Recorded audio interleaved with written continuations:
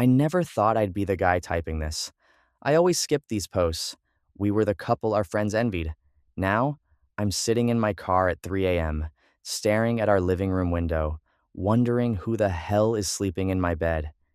It didn't start with a lipstick stain, a mysterious late night text, or any of the usual movie tropes. It started with the passenger seat of her car.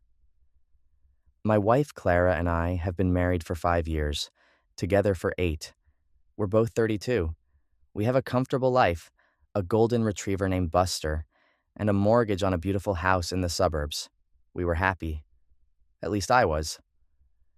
3 months ago, my car was in the shop, so I borrowed hers to grab groceries. When I got in, my knees slammed into the dashboard. The passenger seat was pushed all the way back. I'm 6 feet 1 inch. Clara is 5 feet 4 inches. I had driven her car 2 days prior, and I always adjust the seat to fit me. When I asked her about it casually over dinner, she didn't even blink.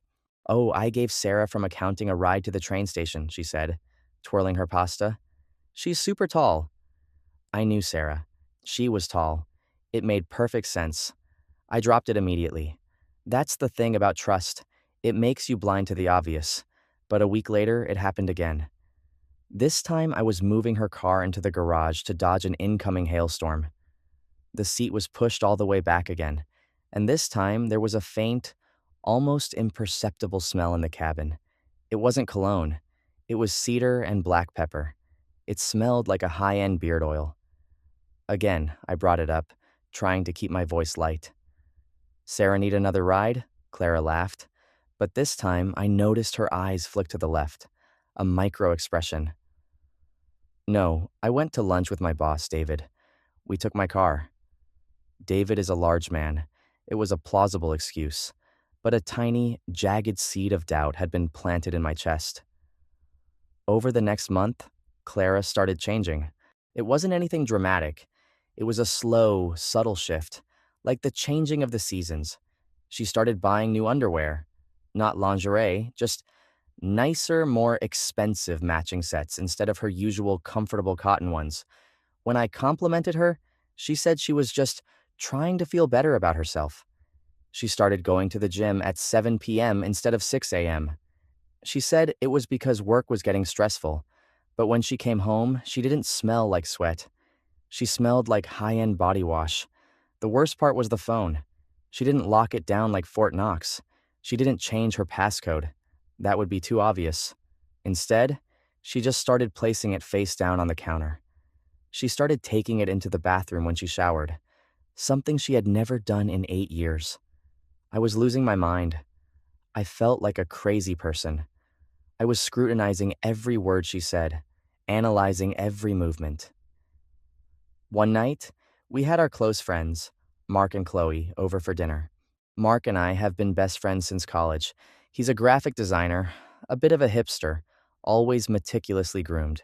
As we were sitting around the fire pit, Mark leaned over to adjust a log. I caught a whiff of him. Cedar and black pepper. My heart stopped. The blood roared in my ears. I looked at Mark. Then I looked at Clara. She was laughing at something Chloe had said, pouring more wine, looking perfectly relaxed. "No," I told myself. "You're paranoid. Half the men in this city use that beard oil. Mark is your best friend." But I couldn't unsmell it. The next day, I became a detective in my own life. I hated myself for it, but I needed to know. I checked our phone bill online. Nothing unusual. No strange numbers called at all hours. She was too smart for that. They were using Snapchat or WhatsApp, something encrypted. I needed physical proof. I remembered that Clara's iPad, which she rarely used and kept in her home office drawer, was linked to her Apple ID. Sometimes, if the sync settings were right, deleted photos or certain app notifications would push to the secondary device before fully wiping. I waited until she was at the gym. My hands were shaking so hard I could barely type in the passcode. I opened the iPad. Nothing in messages, nothing in photos. I opened the battery usage settings. There it was, an app called Calculator Plus, taking up 40% of the battery life in the last week. I went to the app library and found it. It looked exactly like the standard iOS calculator. I tapped it. It opened a normal keypad, but it was a Vault app. You punch in a numerical code and it opens a hidden drive. I tried her birth year. Nothing. Our anniversary. Nothing. Then, my stomach dropped. I typed in Mark's birth date. The screen flashed green. A hidden photo gallery opened. The air left my lungs. The room spun. I had to grip the edge of the desk to keep from falling out of the chair. There were hundreds of photos, screenshots of texts, pictures of them together in hotel rooms, pictures of them in our bed while I was away at a conference. The timestamps dated back 14 months. 14 months. The texts were the worst part. They weren't just physical, they were mocking me. Clara, he didn't even notice the seat today. He's so clueless. Mark, I can't wait until we don't have to hide anymore. Just a few more months until his bonus hits and you can afford the lawyer. They were planning to blindside me. She was waiting for my year-end tech payout, which is substantial, before filing for divorce, trying to take half of it to start a new life with my best friend. I sat there in the dark for 2 hours. I didn't cry. I didn't scream. A cold, absolute numbness washed over me. The man I was died in that chair. The man who stood up was someone entirely different. I took out my phone and recorded video of the iPad screen, scrolling through every photo, every text, making sure the timestamps were visible. I sent the videos to a secure cloud drive and wiped them from my phone. I closed the iPad and put it exactly where I found it. When Clara got home, she kissed me on the cheek. "How was the gym, honey?" I asked, my voice steady. "Good. Exhausting. I'm going to hop in the shower," she smiled. It took everything in me not to strangle her. But anger is loud and messy. Vengeance is quiet and patient. I had exactly 3 weeks until my company bonus is paid out. 3 weeks to dismantle her life before she dismantled mine. The next morning, I called a ruthless divorce attorney. I showed her the evidence. Since we live in an at-fault state, adultery heavily impacts the division of assets and alimony. But my lawyer told me something crucial. I needed to act normal. If she suspected I knew, she might try to empty the joint accounts or hide assets. I played the perfect clueless husband. I cooked her dinner. I rubbed her feet. I listened to her complain about work.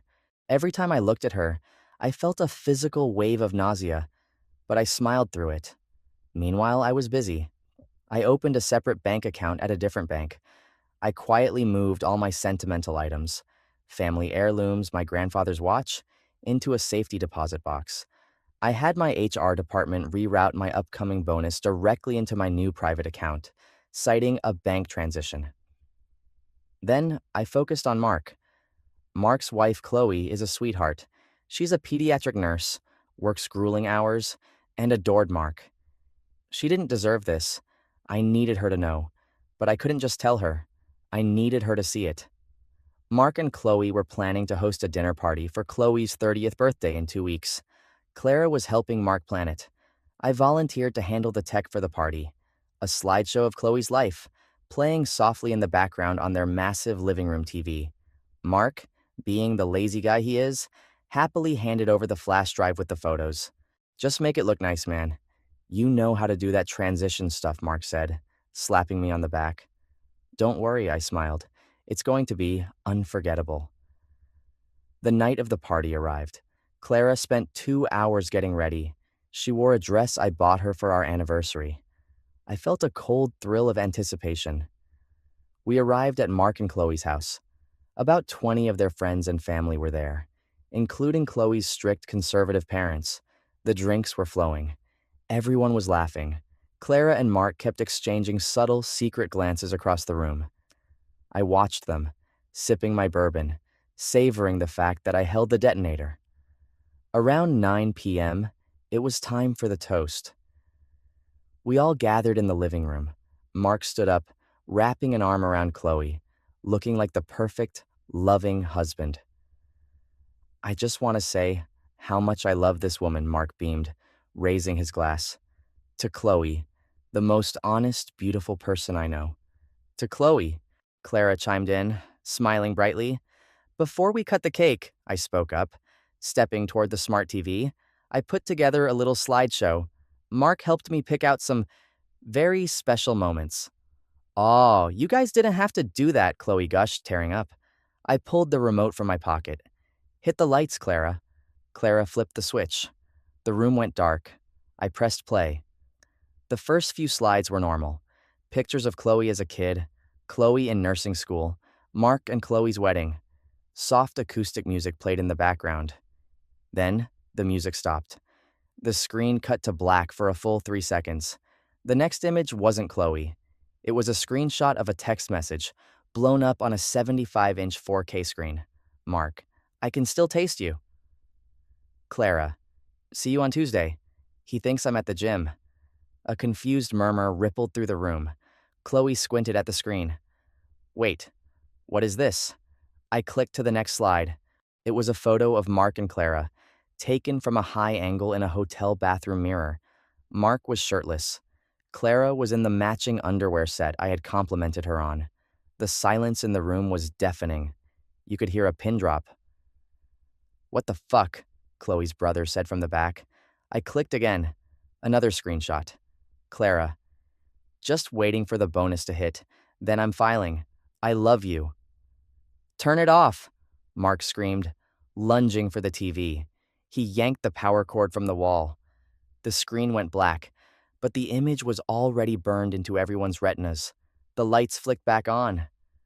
Chloe's dad was standing by the switch, his face purple with rage.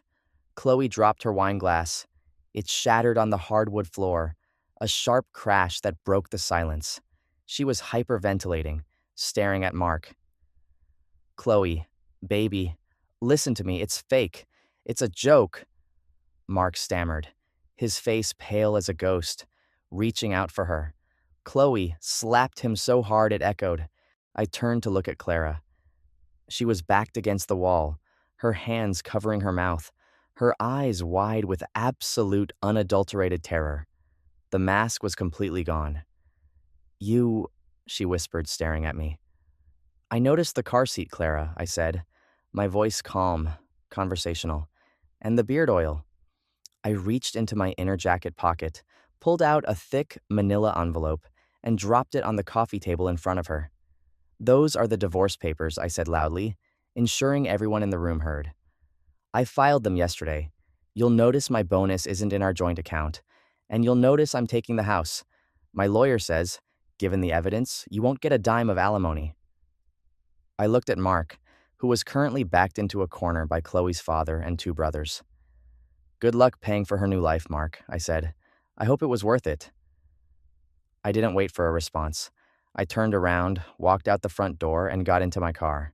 As I drove away, I could hear the screaming starting from inside the house. It's been 2 weeks since that night.